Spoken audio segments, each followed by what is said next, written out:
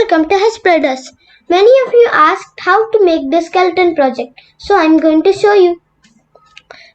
We made the skull using the plastic spoon's head. We made the rib cage with the handles of the birds. We made the backbone with the handle of the plastic spoon. And we made the shoulder guards with the two birds' heads.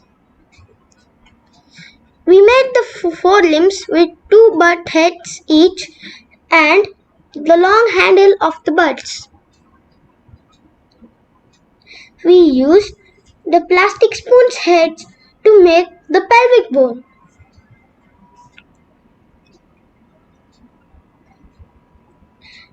And for the hind limbs, we used two birds each for one limb to make the hind limbs. Thank you. Bye. See you next time.